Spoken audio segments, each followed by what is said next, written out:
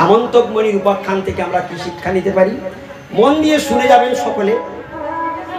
সংসারে মহাজন বলছে ভক্তিবিনোদ ঠাকুরের কলমগুলো যে কি মারাত্মক। ধন যৌবন জীবন রাজ সুখম নহি নিত্যম অনুক্ষণ নাশ পরম। ধন যৌবন জীবন রাজ সুখম নহি নিত্যম অনুক্ষণ নাশ পরম।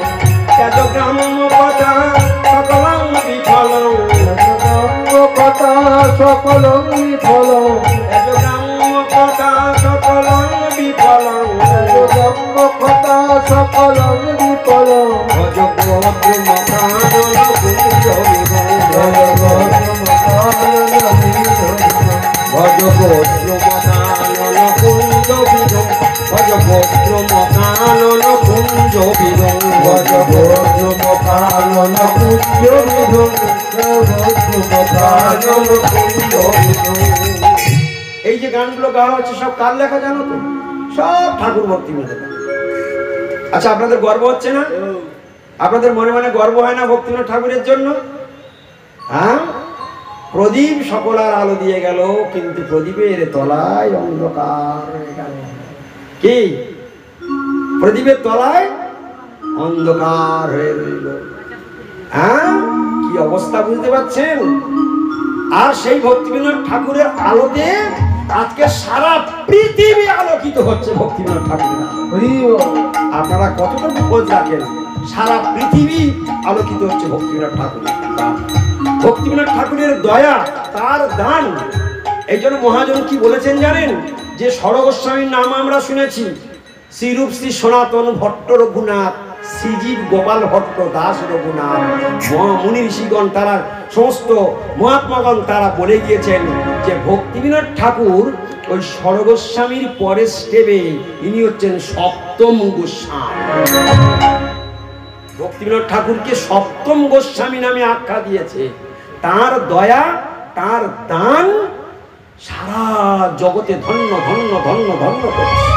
এবং এমনকি বলছে ভক্তিবিনোদ ঠাকুরের দয়া করহ বিচার, বিচার করিলে চিত্তে পাবে চমৎকার।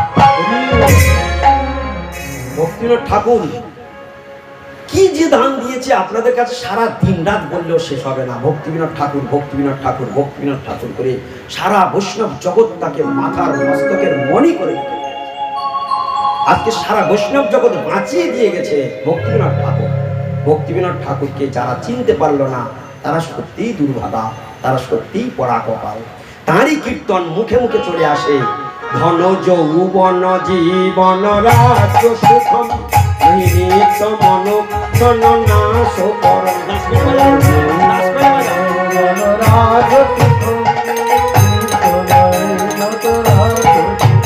ধন যৌবন জীবন রাজ্য সুখম নিহিত মন ধন নাশ পরম।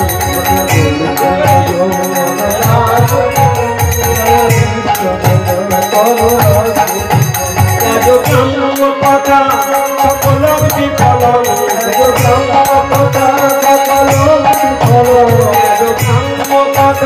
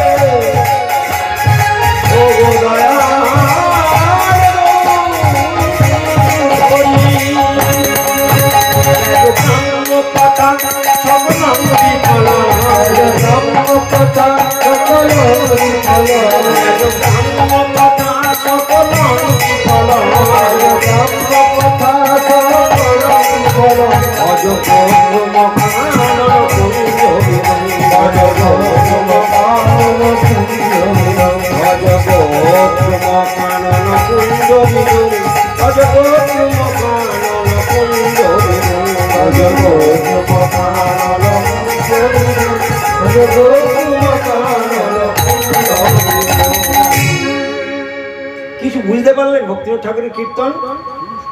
যে বুঝবে তার হৃদয় ভরে যাবে। বলছে ধন যৌবন জীবন রাজ্য সুখম। ধন, জীবন, যৌবন, রাজ্য সুখ। ধন, জীবন, যৌবন, রাজ্য সুখম, এই চারটি শব্দ উল্লেখ করেছেন ভক্তিনাথ ঠাকুর। তোমার ধন আজকের আছে, কাল থাকবে না। তোমার জীবন এখন আছে, একটু পরে থাকবে না। তোমার যৌবন এখন আছে, ওটা থাকবে না। ধন যৌবন জীবন রাজ্য সুখং। যে জমি জমা ঘর বাড়ি, যে ব্যাংক ব্যালেন্স, যে চাষবাস, যে ব্যবসা বাণিজ্য নিয়ে আছো, ওটাই তোমার রাজ্য সুখ। ওই গণ্ডির মধ্যে তুমি দিনরাত হাবুডুবু খাচ্ছ, ওটাও তোমার থাকবে না। ধন যৌবন জীবন রাজ্য সুখম নহি নিত্যম। ওটা পার্মানেন্ট নয়। অনুক্ষণ নাশ করম। ও ধ্বংস হতে চলেছে চলেছে, ও যাবেই যাবে, নাশ করম। তাই ত্যাজ গ্রাম্য কথা। ভক্তিনাথ ঠাকুর বলেন ত্যাজ গ্রাম্য কথা। ত্যাজ গ্রাম্য কথা, সমস্ত গ্রাম্য কথা পরিত্যাগ করে দাও। ত্যাজ গ্রাম্য কথা সকলং বিফল। যা সারাদিন গ্যাংয়ের মতো গ্যাঁগো গ্যাঁগো করছো, ও সব বিফলে চলে যাবে। একমাত্র সত্য বস্তু তোমার সঙ্গে যাবে। তোমার এ শরীর ছেড়ে দিয়ে তোমার আত্মা যেখানে জন্মগ্রহণ করবে, এই জগতে যদি তুমি জগন্নাথের ভজন করো, তুমি গৌর হরির ভজন করো, তুমি কৃষ্ণের ভজন করো, কৃষ্ণের নাম গুণগান কীর্তন করো, গদ্রুম চন্দ্র ভগবান গদ্রুম বিহারী গৌর সুন্দরের ভজন করো, ওই একমাত্র তোমার সাথে চলে যাবে। কৃষ্ণ কৃষ্ণ নাম বিনা কিছু নাহি কো আর 14 ভুবন মাঝে। একদম ধরে ধরে সব ভক্তিনাথ ঠাকুরের কথা। কৃষ্ণ নাম বিনা কিছু নাহি কো আর 14 ভুবন মাঝে। 14 ভুবনে কৃষ্ণ নাম বিনা আর কোনো কিছু সত্য নেই। তাহলে নাম বাদ দিয়ে সব করছি, আর যেটা সত্য সেটাই বাদ দিয়ে দিচ্ছি। কি ঠিক কি না? হ্যাঁ, তাহলে আমরা মূর্খ না চালাক? প্রকৃত কি? হ্যাঁ,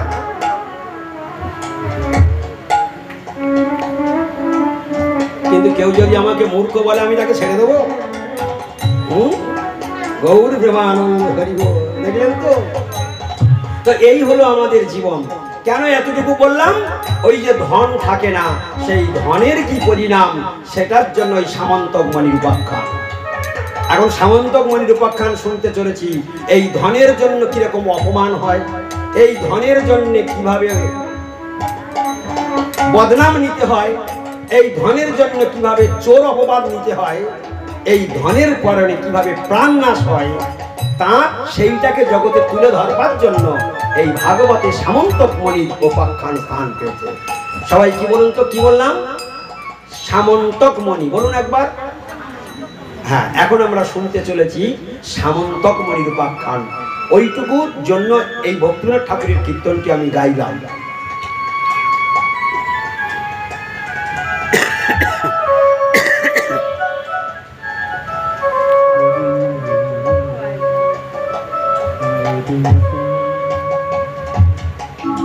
সামন্তক মণি। চলুন এখন চলি আমরা। মাঝখানে আমরা শুনে নিলাম কিছু কথা। তো সামন্তক মণি এর একটি উপাখ্যান হলো, সত্রাজিৎ নামে এক রাজা ছিল। তিনি ছিলেন সূর্যদেবের উপাসক। সূর্যদেবকে ভজন করতেন। সূর্যদেবের খুব বড় ভক্ত ছিল এই সত্রাজিৎ। এমন আরাধনা করেছিল, সূর্যদেব বড় প্রসন্ন হয়ে সূর্যদেব বড় প্রসন্ন হয়ে কি করলেন? তাকে বর দিতে চাইলেন। তাকে বর দিতে চাইলেন এবং প্রসন্ন হয়ে এমন একটি বর দিলেন, তাকে একটা সামন্তক মণি। কি দিলেন? সামন্তক মণি। সেই সামন্তক মণি যেখান থেকে নিয়ে যাবে সেখানে সূর্যের মতো তেজ, আর প্রত্যেক দিন সে এক মন করে সোনা প্রসব করবে প্রত্যেক দিন। আচ্ছা, কি দিয়েছে সূর্যদেব বলুন তো দেখি? আপনাদের কার কার সামন্তক মণি লাগবে?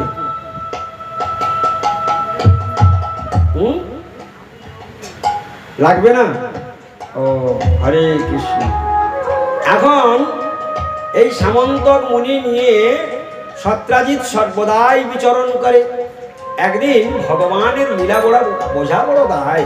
একদিন কৃষ্ণ, যিনি বিশ্ব সংসারের পিতা, যার নখের কোণ থেকে কোটি কোটি সূর্যের জন্ম, সূর্যদেব সামন্তক মণিটা দিয়েছে, কিন্তু কোটি কোটি সূর্য কৃষ্ণের নখের কোণে অবস্থান করে কিনা। এখন সেই কৃষ্ণ ছল করে সত্রাজিৎকে বলছে, সত্রাজিৎ, তুমি ওই দামি মণিটা নিয়ে কি করবে? ওই মণিটা তুমি আমায় দিয়ে দাও। খুব মন দিয়ে শুনবেন কিন্তু, ওই মণিটা তুমি আমায় দিয়ে দাও।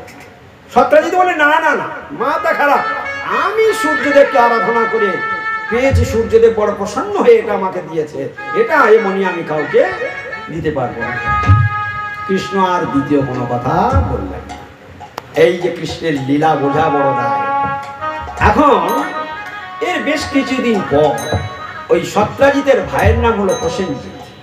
প্রসেনজিৎ কি করলেন, বললে, দাদা, আমি বনে মৃগয়া করতে যাব, তুমি মণিটা আমায় দাও। গভীর জঙ্গল, অন্ধকার, তো কখন কোন বিপদ আপদ হয়, মণিটা আমার কাছেই থাক। তো সত্রাজিতের ভাই প্রসেনজিৎ সেই মণি নিয়ে মৃগয়া করতে গেলেন। এখন ভগবত ইচ্ছায় বনের মধ্যে এক সিংহ, ভয়ঙ্কর সিংহের মুখে পড়ে গিয়ে সেই সিংহ ওই সত্রাজিৎকে মেরে ফেলে এবং মণিটা নিয়ে সেখানে পড়ে থাকে। কোনো একদিন কোনো কালে জাম্বুবান, যিনি চারযুগ অমর ভগবান রামচন্দ্রের লীলার সহায়ক, যে জাম্বুবান ভগবান রামচন্দ্রের পরম একজন ভক্ত, ঘুরতে ঘুরতে সেই জঙ্গলের মধ্যে ওখানে উপস্থিত হলেন। দেখলেন যে সিংহের পাশে একটা, সেই প্রসেনজিতের পাশে একটা মণি পড়ে আছে, সিংহের দ্বারা হত্যা হয়েছে। তখন সেই মণিটা নিয়ে সেই সিংহের কাছ থেকে নিয়ে ও চলে গেলেন, জাম্বুবান পাতাল লোকে চলে গেলেন, নিজের স্থানে চলে গেলেন। এদিকে সত্রাজিতের মৃত্যুর খবর যখন পৌঁছে গেল ওই প্রসেনজিতের, আমার একটু বলা ভুল হয়ে যাচ্ছে, কার মৃত্যু হলো? কার মৃত্যু হলো? প্রসেনজিৎ। প্রসেনজিতের যখন মৃত্যুর খবর তার দাদা সত্রাজিতের কাছে পৌঁছালো, তখন সত্রাজিৎ কি করলেন জানেন? সঙ্গে সঙ্গে দ্বারকাধীশ কৃষ্ণের নামে বলে দিলেন, ও ওই কৃষ্ণই আমার কাছে মণিটা চেয়েছিল, আমি দিই নাই বলে কায়দা করে আমার ভাইকে জঙ্গলে মেরে দিয়ে ওই মণিটা আত্মসাৎ করেছে দ্বারকাধীশ। হরে কৃষ্ণ। বুঝতে পারলেন? শুরু হয়ে গেল ধন কিরকম সর্বনাশা। যার ধন আছে সবাই সাবধান।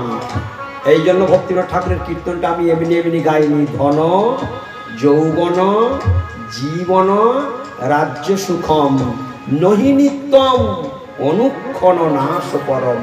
এইটা গেয়েছি ওই সত্রাজিতের কাহিনী শ্রবণ করবার আগে। এইটা আমি গেয়ে বর্ণন করে তা আমার এখানে প্রবেশ করছি। তার কারণ হলো এটাই। ধন থেকে কি আরম্ভ হয়ে গেল, কলঙ্ক লাগবে তো লাগবে। সরাসরি কার গায়ে লেগে গেল? কার গায়ে লাগলো? স্বয়ং ভগবানের নামে বদনাম উঠে গেল। মানুষের কাছে খারাপ হতে না, শুধু 5টা টাকার হেরফের করে দেবেন, সঙ্গে সঙ্গে আপনি আসামি বনে যাবেন। কি টাকা এতটাই খতরনাক, 5 টাকার এদিক ওদিক করে দেবেন, বিশ্বাস ভেঙে চুরমার। আপনার যত সদ্গুণাবলী সব 1 সেকেন্ডে ভস্ম হয়ে যাবে, শুধু 5টা টাকা এদিক ওদিক করে দেবেন। হ্যাঁ, তাহলে বুঝতে পারছেন অর্থ কত বড় খতরনাক, কত বড় বিপজ্জনক অর্থ। হ্যাঁ, এখন কি হলো, ভগবানের নামে যখন এই বদনাম সত্রাজিৎ ছড়িয়ে দিয়েছে, চারিদিকে একদম ঢিডি পড়ে গেছে। কৃষ্ণ সত্রাজিতের ভাইকে মেরে এই সামন্তক মুনি আত্মসাৎ করেছেন। সবাই একটু সামনে চেপে চেপে আসুন, সামনে চেপে চেপে আসুন। ভক্তগণ আসছে, একটু বসার জায়গা দিন। হ্যাঁ, হরিবল হরিবল। সবাই সামনে চেপে চেপে আসুন, জায়গা যেখানে আছে। এখন দ্বারকাধীশের রাজসভাতে এই নিয়ে মিটিং বসে গেল। সবাই বলতে লাগলো, কি হলো কৃষ্ণ, এই তোমার নামে যে বদনাম উঠে গেল, এটা কি হলো? তো কৃষ্ণ আর কাউকে কিছু বললেন, আচ্ছা ঠিক আছে, দেখছি কি করা যায়। এখন কি হলো, বসে পড়ুন, ঝপঝপ বসে পড়ুন। আপনার লেট করে আসবেন আর পাটের মধ্যে ডিস্টার্ব করে দেবেন। বসে পড়ুন, যে যেখানে তাড়াতাড়ি পিছনে বসে পড়ুন, সামনে আসবার কি আছে, বসুন পেছনে, যেখানে আছেন সেখানে বসুন। আর সামনে কেউ জায়গা রাখবেন না, আমি বারবার বলছি, সামনে কেউ জায়গা রাখবেন না। বলুন হরে কৃষ্ণ হরে কৃষ্ণ, জয় জয় কৃষ্ণ কন্হैया लाल भगवान की जय, जय द्वारकाधीश भगवान की বলুন রাধে রাধে। এখন চলুন আমরা, দ্বারকাধীশের নামে বদনাম উঠে গেল, দ্বারকাধীশ চিন্তা করলেন, ঠিক আছে তোমরা চিন্তা করো না, দেখছি কি করা যায়। বলে ভগবান অন্তর্যামী, তিনি তো সব জানেন, কোথা থেকে কি হয়েছে, তার কি কোনো অজানা কিছু আছে? তাই তিনি সোজা একদম চলে গেলেন কোথায়, সেই জাম্বুবানের কাছে, পাতালের দিকে চলে গেলেন। সেখানে গিয়ে দেখছে ওই জাম্বুবানের কন্যা জাম্বুবতী ওই মণিটা নিয়ে খেলা করছে। মণিটা নিয়ে খেলা করছে, এমন সময় ওই মণিটা যেই নিতে গিয়েছে কৃষ্ণ, সঙ্গে সঙ্গে জাম্বুবতী ছুটে পালিয়ে গিয়েছে। খবরটা পিতার কাছে বলেছে, পিতা বাইরে দৌড়ে এসেছে জাম্বুবান, বলে তোমার এত বড় স্পর্ধা, তুমি মণিটা নিয়ে নিতে চাও? বলছে ও মণিটা আমার জরুর খুব প্রয়োজন আছে। তো বলছে না, ও মণি আমি দিতে পারবো না। বলছে না, মণি আমাকে দিতেই হবে। বলে এইভাবে ভয়ঙ্কর যুদ্ধ বেঁধে গেল, ভয়ঙ্কর যুদ্ধ আরম্ভ হয়ে গেল। 18 দিন ব্যাপী যুদ্ধ চলছে, 18 দিন ব্যাপী যুদ্ধ চলছে। এদিকে কি হচ্ছে, হরে কৃষ্ণ,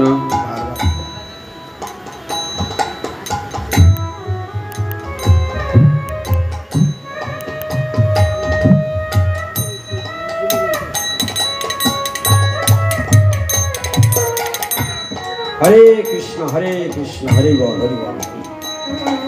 18 দিন যেমন যুদ্ধ চলছে, তখন জাম্বুবান বুঝতে পেরেছে আমার সঙ্গে একদিন কেউ রণে টিকে থাকতে পারে না, তিনি স্বয়ং 18 দিন ধরে আমার সঙ্গে যুদ্ধ করছে। এত বড় শক্তি আমার প্রভুর ছাড়া কারো হতে পারে না। তখন জাম্বুবান গদা ছেড়ে দিয়ে হাত জোড় করে বলছে, কৃপা করে আপনি আপনার পরিচয় প্রদান করুন, আপনি কৃপা করে আপনার পরিচয় প্রদান করুন। বলে যখন শরণাগত হলেন, তখন পরমেশ্বর ভগবান সেই জাম্বুবানের আরাধ্য দেব ভগবান শ্রীরামচন্দ্র, সেই রামচন্দ্র রূপে জগতে প্রকটিত হয়ে তার সম্মুখে দেখিয়ে দিলেন। তখন খুব লজ্জিত হলেন জাম্বুবান, হায় হায়, আমার আরাধ্য দেবের সঙ্গে আমি যুদ্ধ করলাম, এত বড় অপরাধ আমি রাখবো কি করে, এই অপরাধের ক্ষমা কোথা থেকে হবে? তখন পরমেশ্বর ভগবানের চরণে অপরাধ মোচনের জন্য জাম্বুবান বললেন, প্রভু আপনার চরণে একটা নিবেদন, মণি আপনি নিন, কিন্তু আমার একটা ভিক্ষা তো আপনি দিন। বলে কি? আমার কন্যা জাম্ববতীকে আপনি বিবাহ করুন, এই সূত্র ধরে অন্তত আপনি আমার অপরাধ ক্ষমা করুন। এই সূত্রে ভগবান জাম্ববতীকে বিবাহ করলেন, আর যৌতুক স্বরূপ ওই মণিটা নিয়ে চলে আসলেন। গৌর গোমানন্দে হরি হরি। এখন মণিটা নিয়ে এসে সোজা দ্বারকায় চলে এসেছেন, জাম্ববতীকে বিবাহ করে নিয়ে চলে এসেছেন। এখন জাম্ববতীর সঙ্গে বিবাহ হয়ে গেল। এবারে মণি নিয়ে চলে এসেছে, সত্রাজিৎ রাজাকে খবর দিয়েছে, যে খবর দিয়ে যাও যে উনি ওনার মণি যেন এসে নিয়ে যায়, রাজসভায় এসে নিয়ে যায়। এখন সত্রাজিৎ রাজসভাতে এসেছে মণি নিয়ে যাওয়ার জন্য, সভাতে সভাসদ ভর্তি।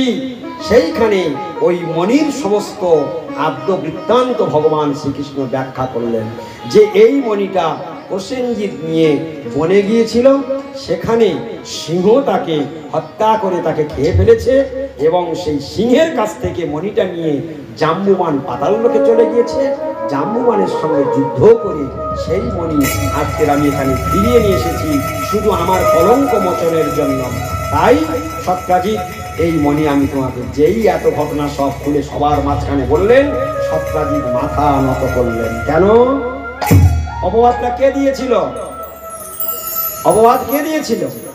সত্রাজিৎ দিয়েছিল, গোবিন্দের কাছে ক্ষমা চাইলেন, গোবিন্দের চরণে পড়ে গেলেন, গোবিন্দ আমি স্বয়ং ভগবান, আপনি আপনার নামে আমি কলঙ্ক ছড়িয়ে দিয়েছি, তাই এ অপরাধের মোচন হবার জন্য কৃপা করে যদি আপনি আমার কন্যা সত্যভামাকে বিবাহ করেন, তাহলে আমার জীবনটা ধন্য হয়।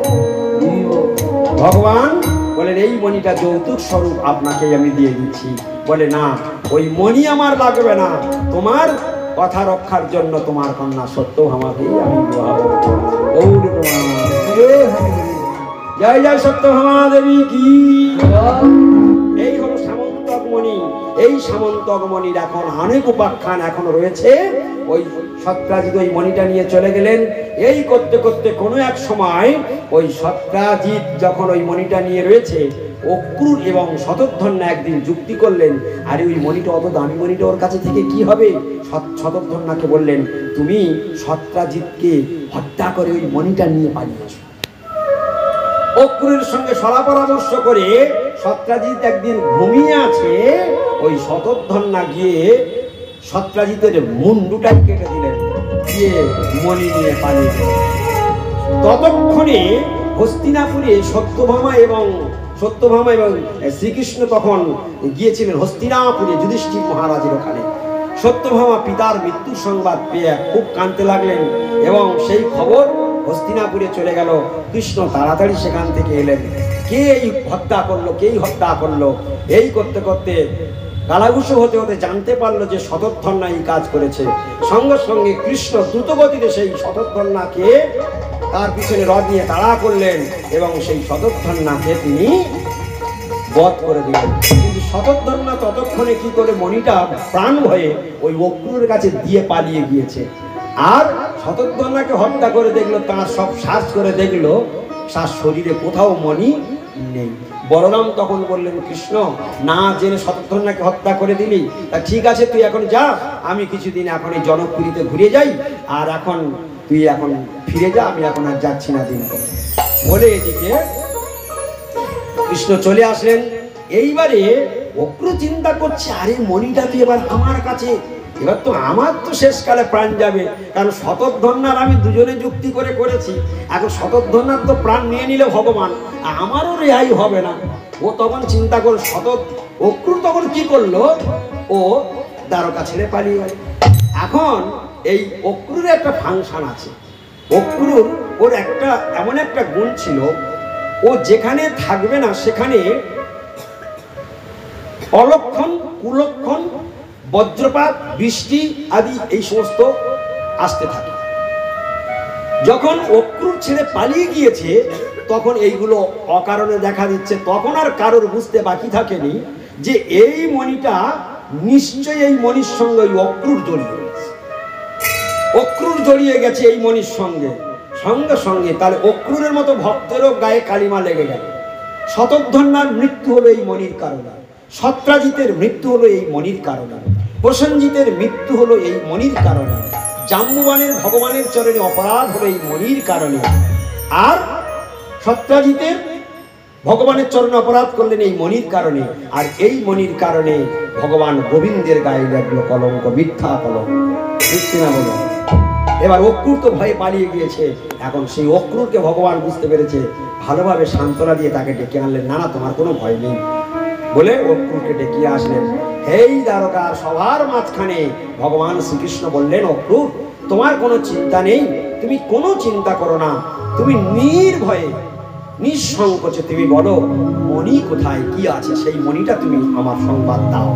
তখন সেই আঁচুলের খোঁটা থেকে সেই মণিটা ভগবানের হাতে বের করে দিলেন এবং লজ্জায় অক্রূর মাথা নত করলেন। হে ভগবত ভক্তমণ্ডলী, আমরা শ্রীমদ্ ভাগবতের এই লীলা থেকে আমরা কি শিক্ষা লাভ করব? শ্রীমদ্ ভাগবতের এই লীলা থেকে আমরা কি শিক্ষা লাভ করলাম? কিছু বোঝা গেল? ভগবান শিক্ষা দিলেন ধন কত বড় খতরনাক, কিন্তু এই ধন চিরকাল কারোর কাছে থাকে না। ধন যৌবন জীবন রাজ্য সুখম নহি নিত্য মনুক্ষণ নাশ করম। সেই জন্য ধনের আশায় কখনো জীবন বিপন্ন করা উচিত নয়, ধনের পিছনে দৌড়ানো উচিত নয়। এইগুলো পরিত্যাগ করে ভজ ভদ্রমকানন কুঞ্জ বিধম। যে ধন ভক্তিবিনোদ ঠাকুর দিয়ে গেছে, অর্থাৎ ভগবানের ভজনে বিনা আর জগতে কোনো ধন নাই। এই জন্য বলে যার আছে কৃষ্ণ ভজন, কৃষ্ণ ধনে ধনী যেই, সেই হলো প্রকৃত ধনী। আর জড়জাগতিক ধনে যে ধনী, সে হলো জগতের সব থেকে বড় ভিখারি। কৃষ্ণ ভজনেই একমাত্র ভজন, আর কোনো বল নেই। তাই ভজন বিনা গতি নাই রে, ভজন বিনা গতি নাই রে।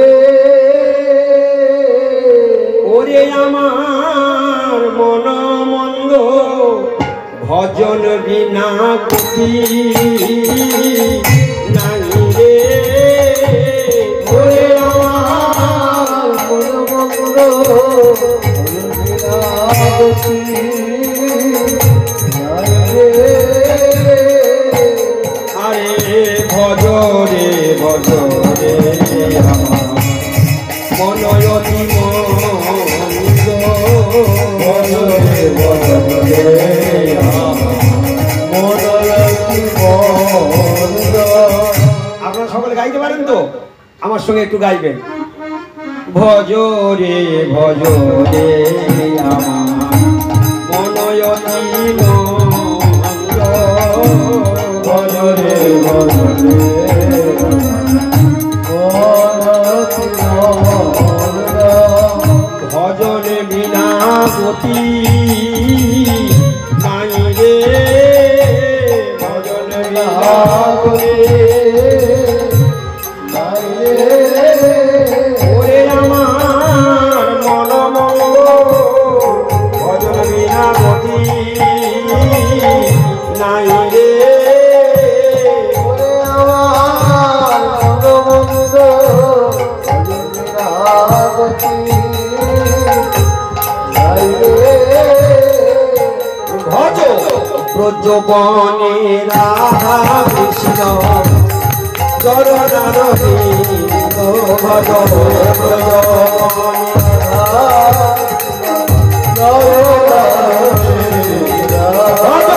ব্রজবনে রাধা কৃষ্ণ চরণার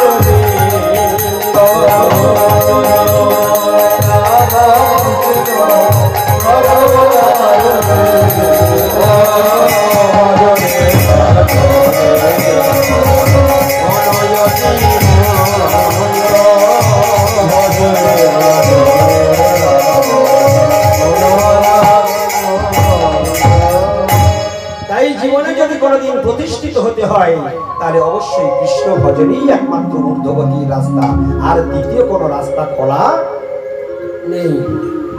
এইভাবে পরমেশ্বর ভগবান এক এক করে তিনি কি করলেন?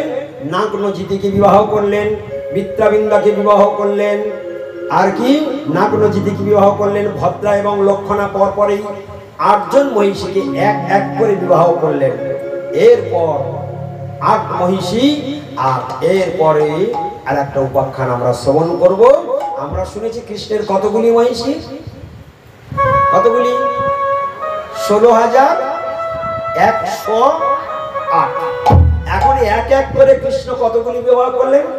8। আর পড়ে আছে কত তাহলে? 16,100 খবর এখন আমরা শ্রবণ করব। এই 16,100 কোথা থেকে এলো সেটাই এখন আমরা শ্রবণ করব। এখন ভগবানের এক পুত্রের নাম হলো নরক রাজা। নরক রাজার নাম শুনেছেন? নরক রাজার নাম শুনেছেন? আমরা প্রথম দিন যখন পাঠ শুনেছিলাম, তখন আমরা বরাহদেবের কথা শুনেছিলাম।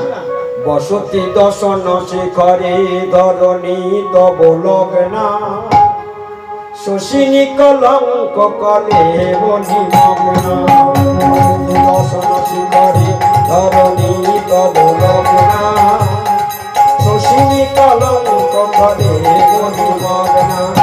কেশবধিত কেশবধিত এই সুকর রূপ, কেশবধিত সুকর রূপ, কেশবধিত সুকর রূপ, কেশবধিত সুকর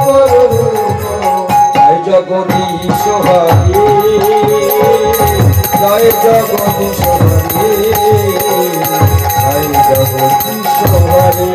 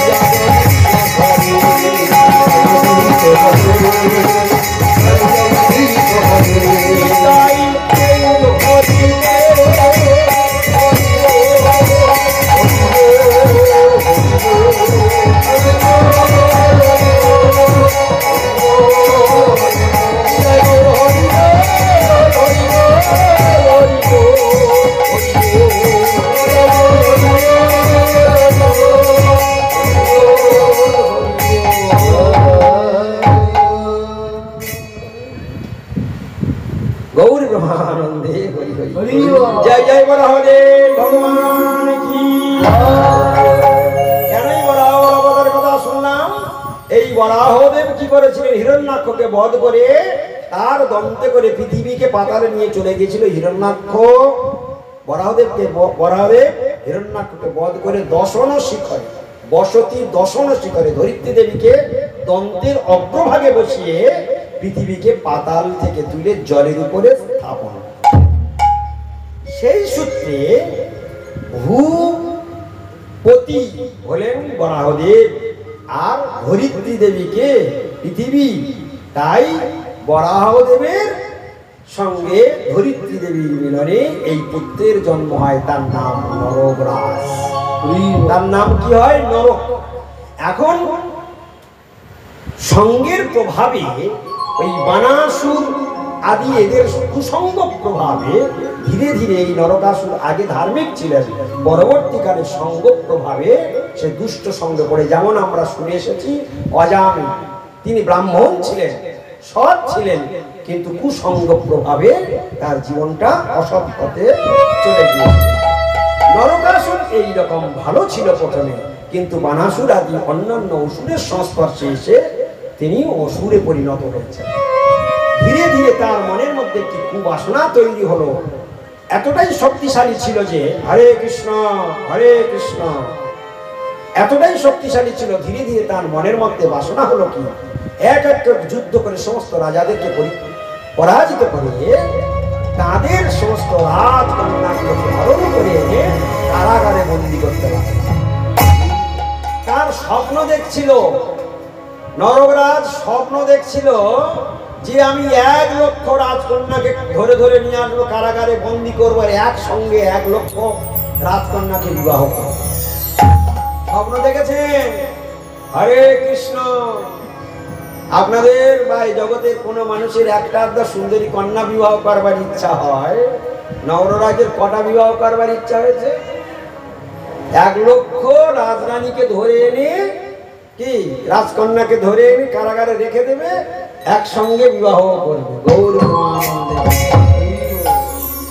এখন এইরকম অত্যাচারী ধীরে ধীরে এতটাই অত্যাচারী হয়ে উঠছে আর রাজকন্যাদেরকে বন্দী করে ভগবান তো অন্তর্যামী সকলের হৃদয়ে বসে রয়েছে সকলের ডাক্তারখানে পৌঁছায় সবাই জেনে রাখবেন আপনারা যারা এখানে এসেছেন আপনারা মনে করবেন না আপনারা ভগবানের থেকে ডিটাচ হয়ে আছেন আপনাদের কপালে তিলক নেই গলায় তুলসীর মালা নেই হয়তো আপনারা আমিষ আহার করেন কিন্তু এটা ভাববেন না যে আপনারা ভগবানের থেকে ডিটাচ হয়ে আছেন আমরা আমাদের মায়াগ্রস্ত হওয়ার ফলে দোষযুক্ত হওয়ার ফলে আমরা ভগবানকে ভুলে গেছি কিন্তু ভগবান অচ্যুত ভগবান কোনোদিন আমাদেরকে ভুলে যায় এই কথাটা মাথায় রাখুন আমরা ভগবানকে ভুলে গেছি কিন্তু ভগবান আমাদেরকে কোনোদিন ভুলে যায়নি। আমাদের কথা তিনি সর্বদাই মনে রেখেছেন, কিন্তু আমার কর্ম ফল অনুসারে আমার বারবার জন্মাতে হচ্ছে আর কর্ম ফল ভোগ করতে হচ্ছে।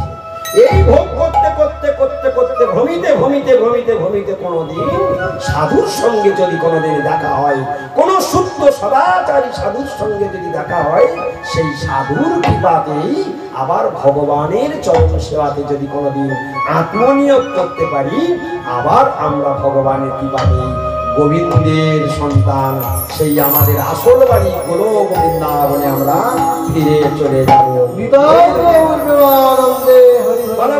কৃষ্ণচন্দ্র ভগবান কি জয়, জয় কৃষ্ণ কনৈয়ালাল ভগবান কি।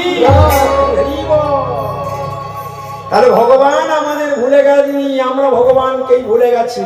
তাই ভগবান আপনারা যখন যে যা প্রার্থনা করবেন ভগবান সব শুনতে পায়, কিন্তু যা যা মনে মনে প্রার্থনা করছেন দুষ্টামি বুদ্ধি ভালো বুদ্ধি সব ভগবান শুনে ফেলছে। কখনো মনে করবেন না ভগবান জানতে পারছে না, যে যা করছে সব জানতে পারছে। নরক রাজের কারাগারে 16,100 রাজকন্যা ততক্ষণে জড়ো হয়ে গেছে। তাদের এমন ক্রন্দন ভগবানের কর্মঘরে পৌঁছেছে। নরকরাজের অত্যাচারী প্রজাগণে এত অতিষ্ঠ হয়ে গেছে, তারা দ্বারকাধীশ ভগবানের কাছে গিয়ে নালিশ করলেন, হে ভগবান, নরকরাজের অত্যাচার আমরা সহ্য করতে পারছি না। আপনি সারা জগতে সকলকে হত্যা করে সকলের জায়গায় ধর্ম প্রতিষ্ঠা করছেন, আপনি কি আমাদের ডাকে সাড়া দেবেন না? আপনি কৃপা করে নরকরাজের ব্যবস্থা করুন। ভগবান শ্রীকৃষ্ণ বললেন, ঠিক আছে আপনারা আসুন, আমি যথা সময়ে আমি সেখানে উপস্থিত হব।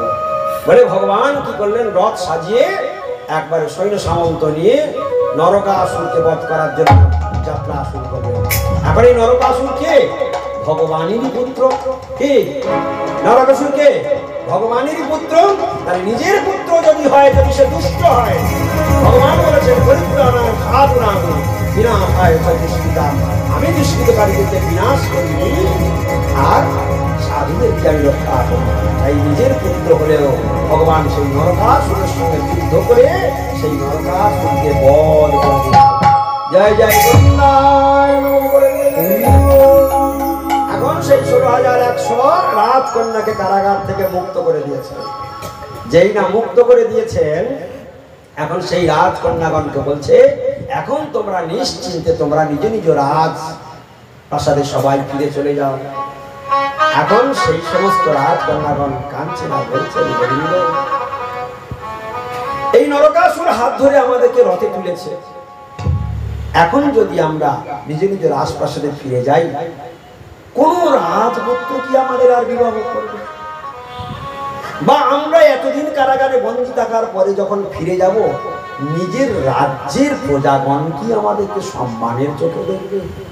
না নিজের পিতা মাতাগণও তারা আমাদের আগের মতো আর যত্ন করবে? তাই গোবিন্দ সবাই আমাদেরকে পরিত্যাগ করে দিচ্ছে, তাই সবাই আমাদেরকে পরিত্যাগ করে দেবে, কেউ আমাদের ভালোবাসবে না। এখন গোবিন্দ সবাই যদি পরিত্যাগ করে দেয় ঠিক, কিন্তু তুমি কি আমাদের পরিত্যাগ করে দিতে চাও? গোবিন্দ চিন্তা করলেন, এ তো কথা মন্দ না। সবাই পরিত্যাগ করে দিলে, আমি যদি পরিত্যাগ করে দিই, তার কোথাও জায়গাই থাকবে না। হে গোবিন্দ, তুমি কৃপা করে আমাদের চরণ ছাড়া করে দিও না।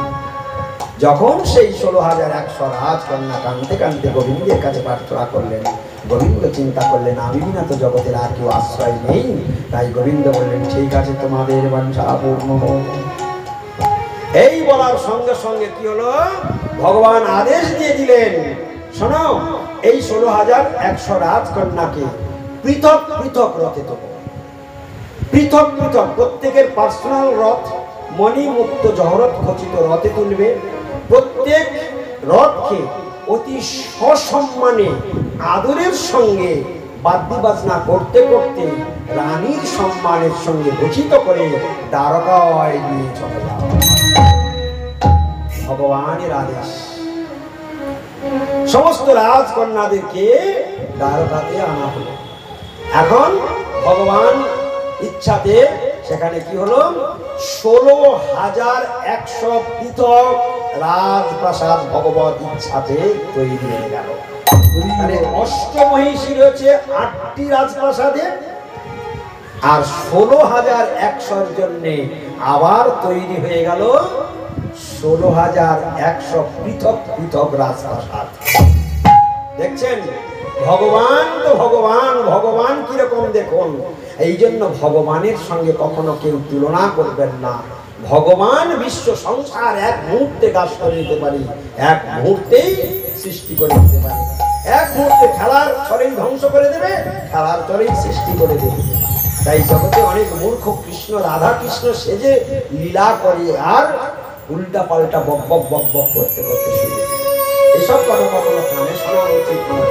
কৃষ্ণের বেলা লীলা খেলা, মনের বেলা পাপড়ি খেলা। এরা কোন নরকে যে এদের ঠাঁই হবে ভাষায় বলে বোঝানো যাবে। যাই হোক, এখন এইভাবে সেই দ্বারকাতে মহালীলা শুরু হয়ে গেল। এখন কি হচ্ছে?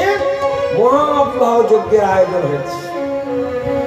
মহাবিবাহ যজ্ঞ। আচ্ছা, ছোটখাটো বিবাহের ব্যাপার কি? আচ্ছা, একটা একটা করে যদি বিবাহ করে কতদিন লাগবে?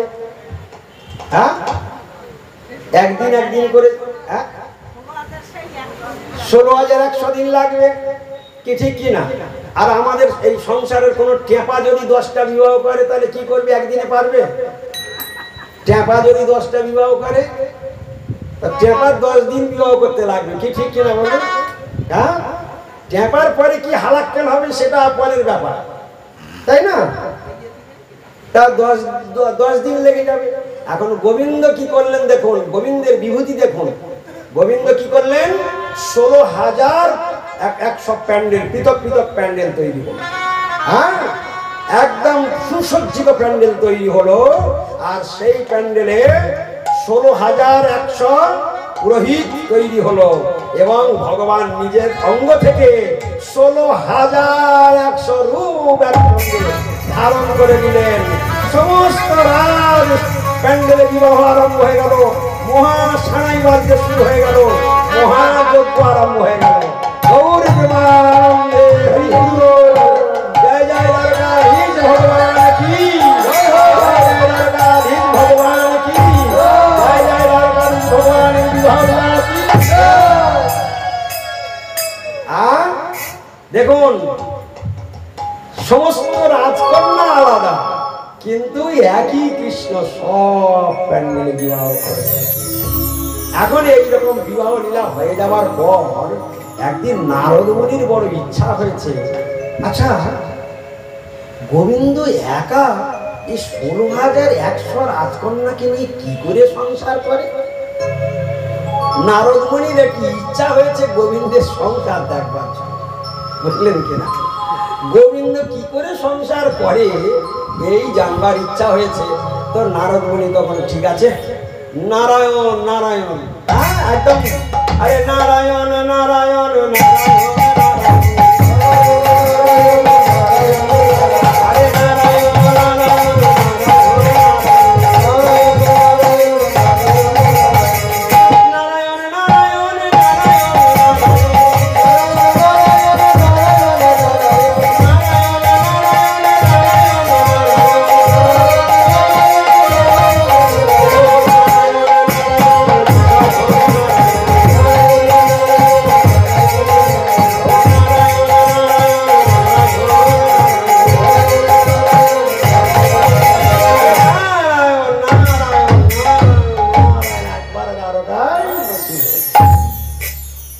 হন্তদন্ত হয়ে একটা রাজপ্রাসাদে প্রবেশ করেছে। দেখছে বাপ রে বাপ, এ কি এত রাজপ্রাসাদ, এত রাজপ্রাসাদ, অবাক হয়ে গেছে। হ্যাঁ, তো একটা রাজপ্রাসাদে প্রবেশ করেছে। তখন রাজপ্রাসাদে প্রবেশ করেছে, এখন সেই রাজপ্রাসাদের রানী, আরে আরে আরে দেবর্ষি আসুন আসুন, কি সৌভাগ্য, আসুন আসুন আসুন। বলছে প্রভু কোথায়? বলে প্রভু এই মাত্র স্নানে গিয়েছে। হ্যাঁ, আসুন আসুন, বসুন বসুন। ও প্রভু স্নানে গিয়েছে, আচ্ছা আচ্ছা ঠিক আছে, আচ্ছা ঠিক আছে, আমি পরে আসবো, আমি পরে আসবো। বলে আরে প্রভু এসে বকবে, আসুন আসুন একটু বসুন। বলে না না না, আমি ফের পরে আসবো, আমি একটু আসছি। বলেই সঙ্গে সঙ্গে ঘুরে আবার একটা রাজপ্রাসাদে প্রবেশ করেছে। তখন দেখছে কৃষ্ণ ফুল তুলছে, কৃষ্ণ ফুল তুলছে, আরে দেবর্ষি দেবর্ষি আসুন আসুন আসুন। ভগবান তো জানে নারদ কি করতে এসেছে, তার তো আর কোনো কিছুই জানা নাই। ফুল তুলছে, আরে প্রভু ভালো আছেন? তো নারদ, আরে তুমি কিভাবে, এতদিন তোমার দেখা সাক্ষাৎ নেই। হ্যাঁ, আরে আসো, বসো বসো বসো বসো। না প্রভু, খুব ব্যস্ত আছি প্রভু, খুব ব্যস্ত আছি। আচ্ছা অন্য এক সময় আসবো প্রভু, অন্য এক সময় আসবো। ওটা থেকে ঘুরে গিয়ে দেখে আর একটা রাজপ্রাসাদে ঢুকেছে, সেখানে দেখি কৃষ্ণ বাচ্চাকে কোলে করে নিয়ে চুমো খাচ্ছে, আদর করছে।